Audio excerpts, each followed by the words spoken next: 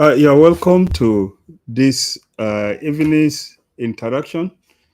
Today we are talking about a few things. The first of all is President Bola Ahmed's trip to Benue State and his subsequent trip to Kaduna State and the fallout from those trips. As well, we'll be talking about the peace meetings that have been taking place between bandits and the people regarded as terrorists who are operating in the northwest of Nigeria. And we'll spend quite some time discussing the nuances and the different aspects of the war raging between Israel and Iran, a war which several people think may result in a third world war. First, let's start with what happened uh, uh, in Benue State. As you very well know, the president had to visit Benue State after a lot of outcry because of the killings that took place there. Not the first killing, not the second, but several killings that have taken place, supposedly because of conflicts between herders and farmers. This has been disputed a lot by several people, including the Totif, who has said that the killings and the attacks that are going on in Benue State, as with the information or the impression coming out of Plateau State, is not just about cattle men who are clashing with farmers. Let's first take a look at the president's visit to Benue State. Uh,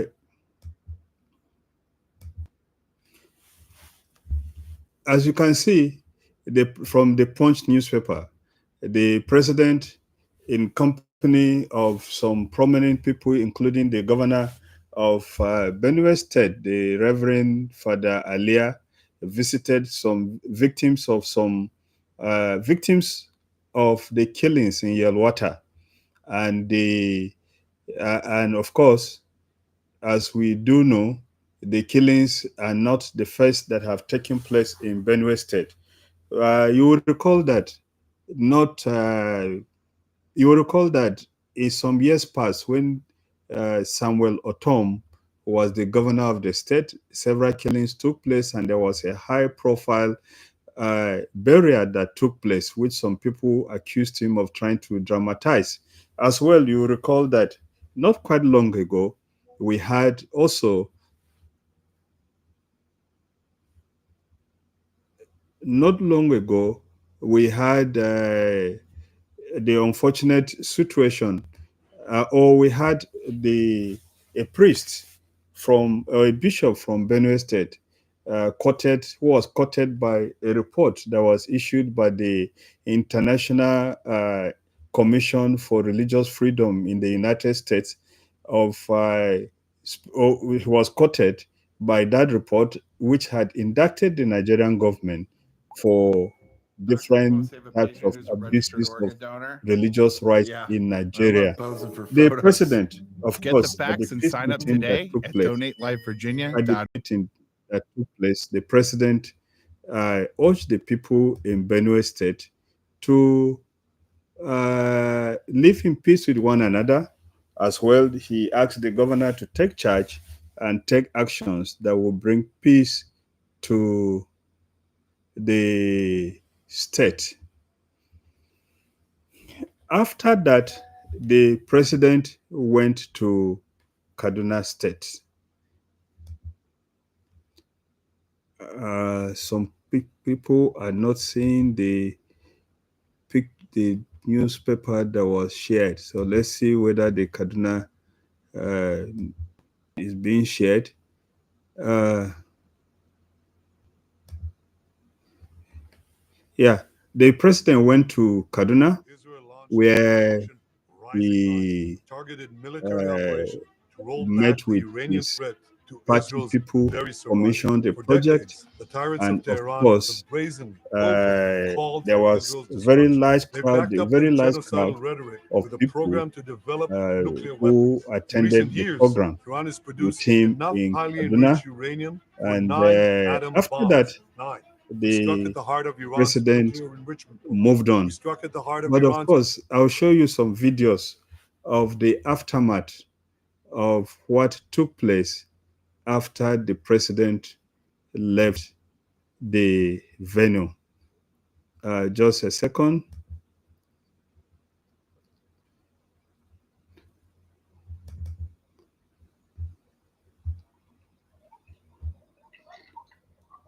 Um,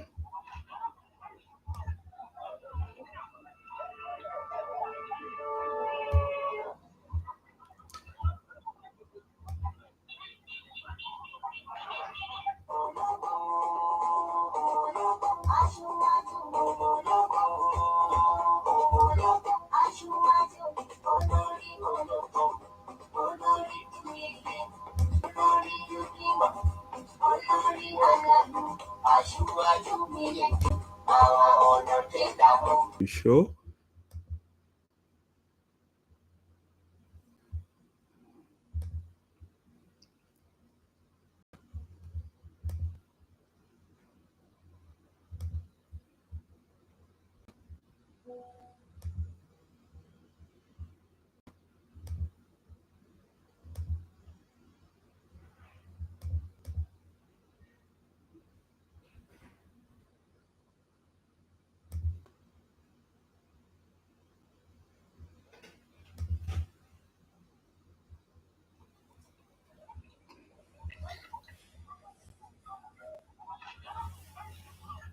Mm, mm.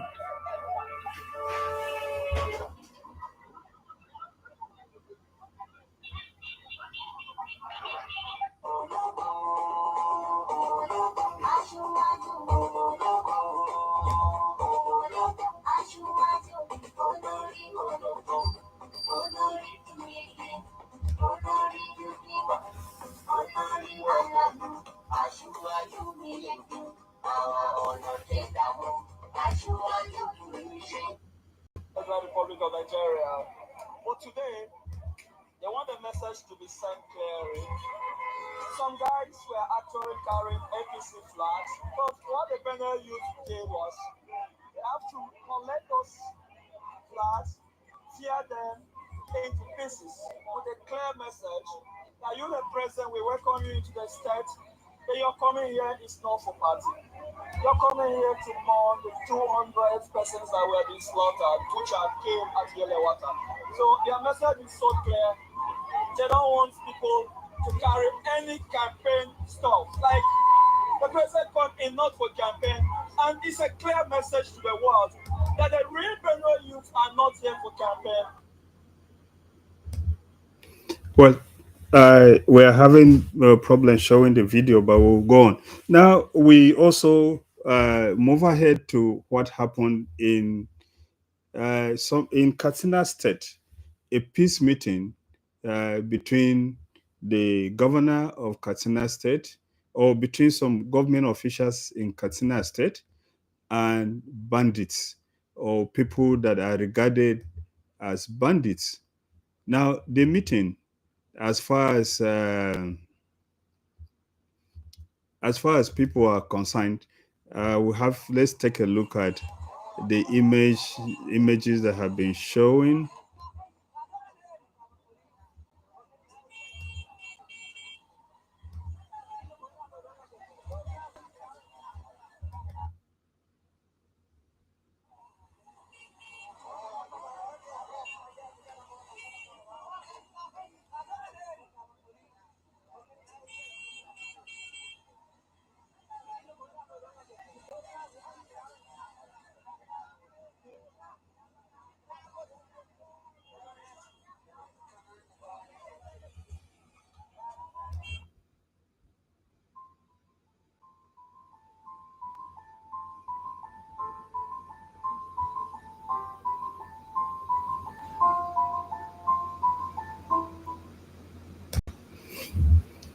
Well, let's take some moments and talk about this, what has just happened, the meeting between the bandits and people that we regard as bandits and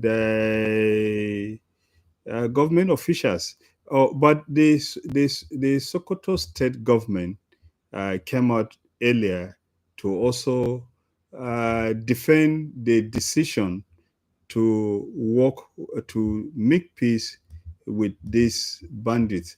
Let's take a look at what the state governor or the government officials in Sokoto spoke about. Uh,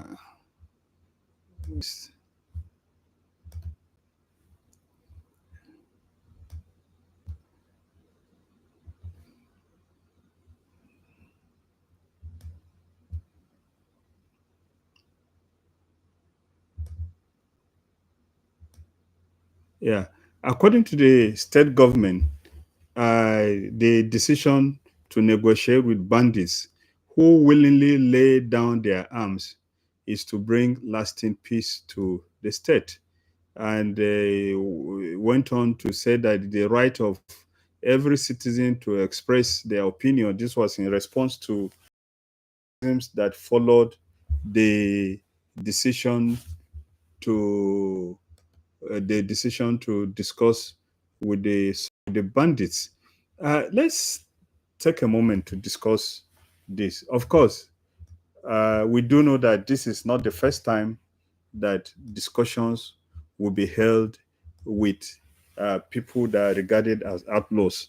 As a matter of fact, in Nigeria, the first action was taken by President Umaru Musa Yaradua when he decided in his wisdom to bring the Niger Delta militants to the round table.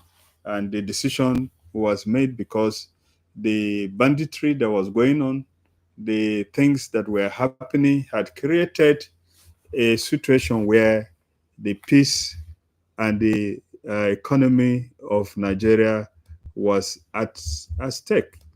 And so the government decided to discuss with Niger Delta militants, and as a result of which, the uh, amnesty program was established, and the amnesty program resulted in uh, sending many people, several young people from the Niger Delta to different parts of the world to learn certain skills.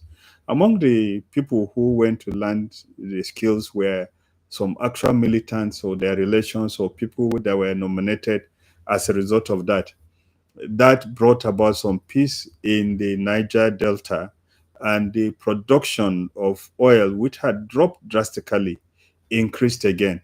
So it will not be the first time for anyone to discuss with bandits or outlaws to bring peace. As well, you will recall that there's a program that was initiated by the previous government, a program that they called the radicalization of Boko Haram uh, members, and the result of which so many Boko Haram members were rehabilitated, so to say, and were brought. Some of them were given some roles to play in the states where they operated, and some people even said some of them were recruited to become part of what you call the civilian joint task force, the civilian joint task force, as it is called. So there's nothing really new, nothing dramatic when if bandits are brought in to be part of a government process. It has happened before. But then there are issues. Uh, the How successful was the program of the Niger Delta, and how does the Niger Delta program differ from the banditry that you have in the north? Arguably, some people will say what happened in the Niger Delta was an economic problem. It did not have foundation in a religious ideology, and so the Niger Delta was contained. As a matter of fact, even the former president, Muhammadu Buhari, had, in some of his statements before he became president, also argued that the Boko Haram should be given the same treatment that was given to the militants of the Niger Delta so that peace will reign. Well, and of course, the authorities who may be doing this may be affected in their thinking by several factors, one of which is that as at present, the security forces are simply overwhelmed and overstretched. As at the last point that I knew, the Nigerian army, for instance, was engaged in different operations in nearly all the states of the country.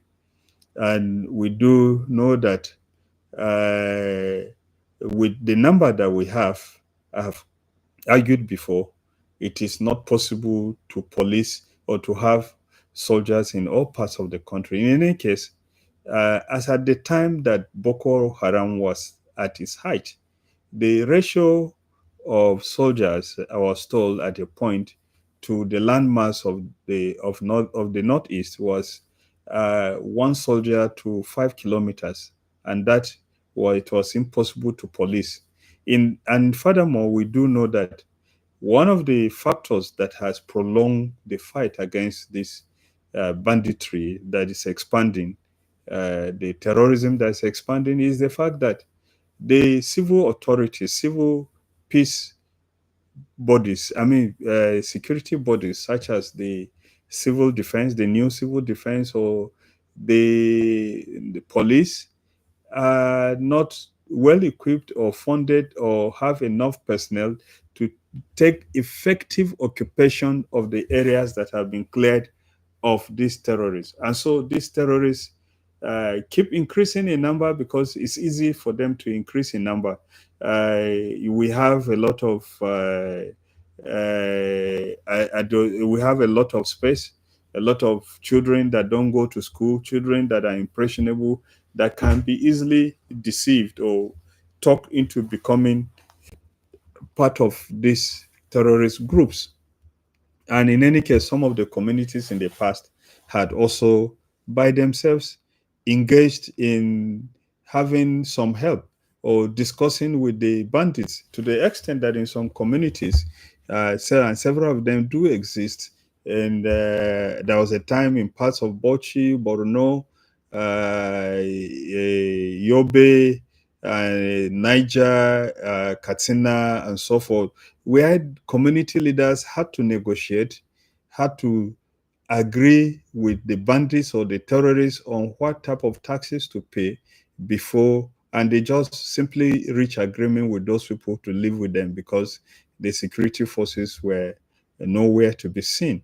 And of course, the fact of the matter is that I have argued on this platform before that the ratio of security forces to the landmass and population of Nigeria is well too small.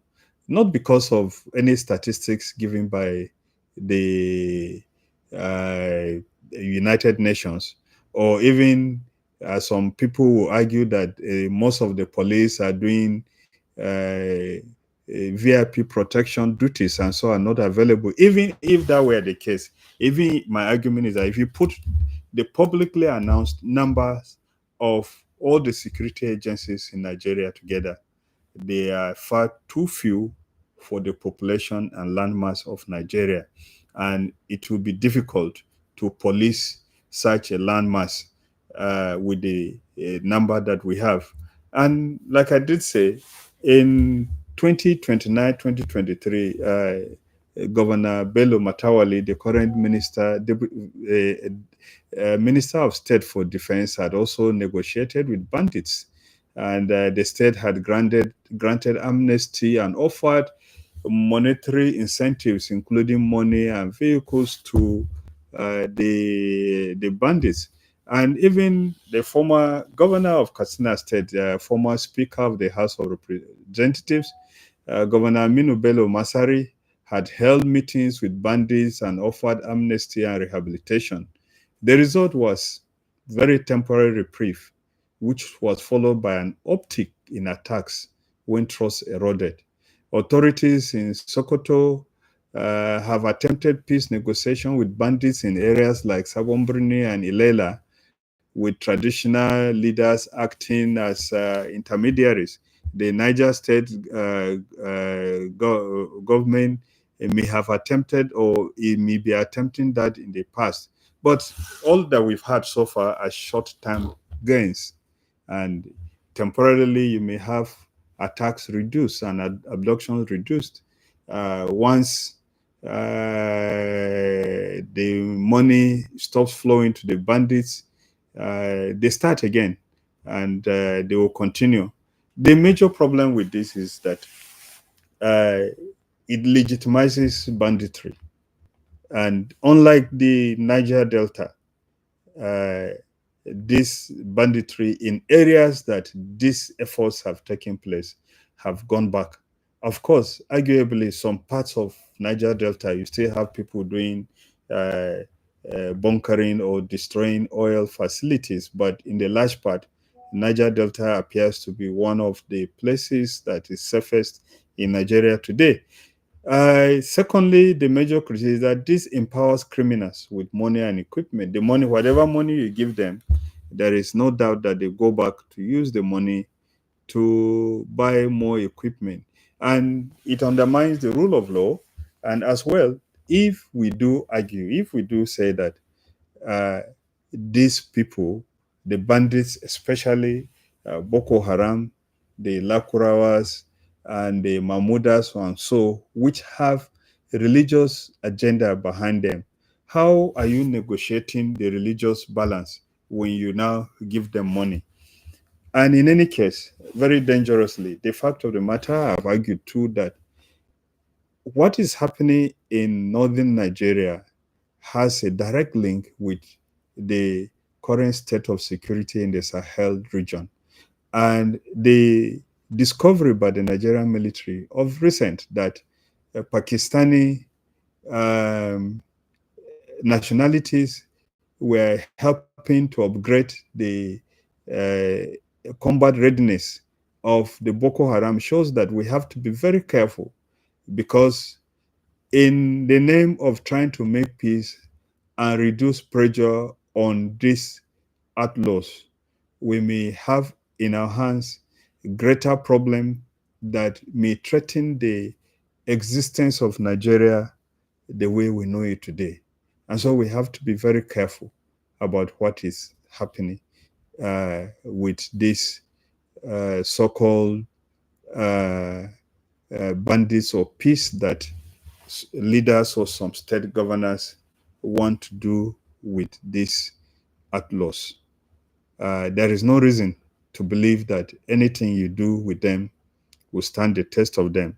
Well, let me have your views. What do you think about it? Should state governors go ahead to negotiate with these bandits? And is there any example that undefeated rebel groups have successfully laid down their arms simply because of a negotiation? Let us hear from you. Uh, we're open. Our chat room is open. If you have any views that you want to share with us, you can share with us on our comment section, and we'll be able to respond to you. Once again, thank you for this evening. Thank you for the time you have spent with us. We'll bring you update again in the next hour about the current happenings in the war between Iran and Israel.